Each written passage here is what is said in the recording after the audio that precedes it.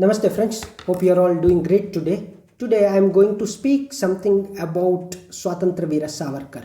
Of course, it's a controversial figure for many, but it is also an inspirational revolutionary zeal for millions and billions. Of course, I am speaking about this great person.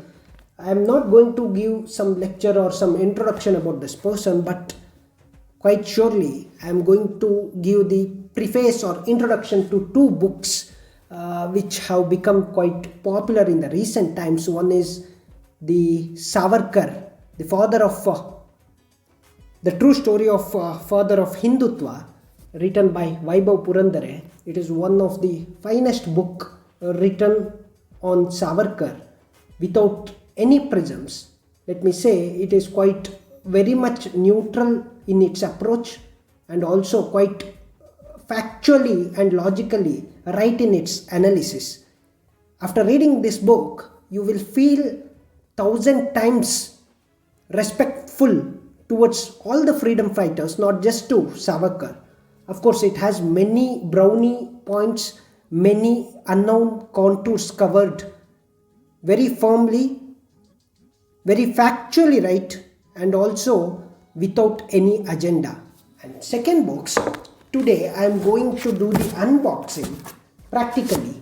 And this book has also made some huge news, and this is from the writer who belongs to Bengaluru, that is the Vikram Sampath, who is known for his writings. Of course, I am going to open this book on Savarkar, and this is quite a unique approach from my side, that unboxing something called a book.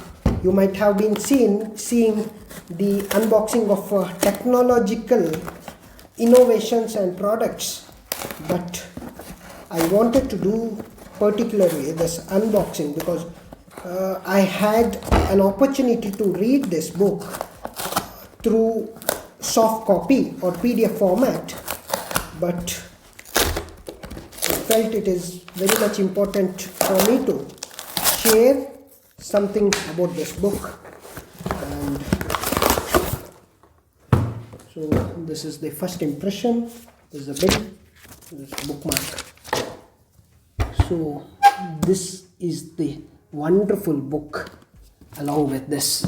See, both the books which have come in the recent times gives, I will not say completely opposite narratives about the Savarkar, but certainly will give very much and very good insights about the Savarkar. Of course, he was of not our times. He lived in a time which was quite turbulent for India, which was quite challenging for India, and how he managed to inspire the millions, the younger generation. We know what happened in India House, why he was arrested.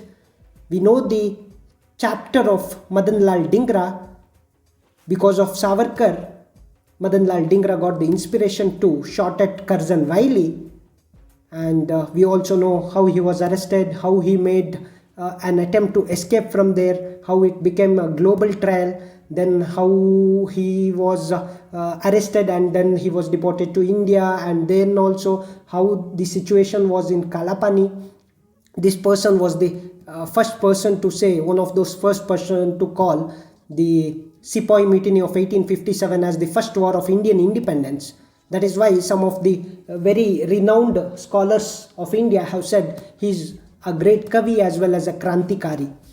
So this is also, see, this is not the complete history of Savarkar. As you see, this is from the birth 1883 to 1924. Savarkar lived up to 1966. That means the second phase of his life is yet to be covered in the next part of this book. So this is Savarkar Echoes from the Forgotten Past by Vikram Sampath, and this is quite a huge book, and taking away all the bibliography and references.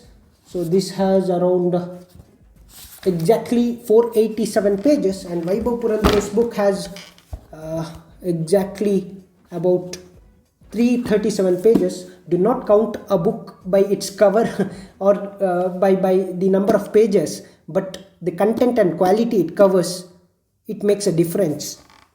Of course, both the books, when you hold, it gives a premium feeling, or say it's a qualitative feeling. And also, certainly if you start reading from the page 1, you will have a craving till the ending of this book, and every page is inspires something. Of course, what is known as Abhinav Bharat Samaj, on the lines of revolutionaries.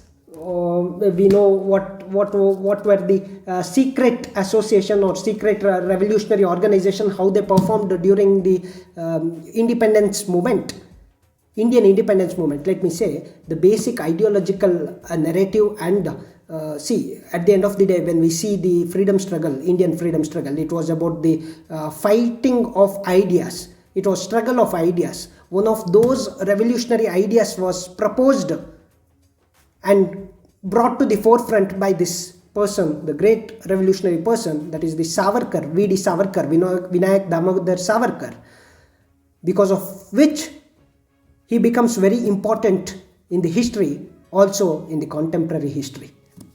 So let me say, when we remember Gandhiji for the non-violent kind of agitative satyagraha kind of idea to attain independence, Savarkar and other fellow revolutionaries felt that non-violence alone cannot win independence to India. That is why they always felt that not just through the bargaining or something like that, but through fighting for a right and defeating the British interest, and also defeating the British in their own way.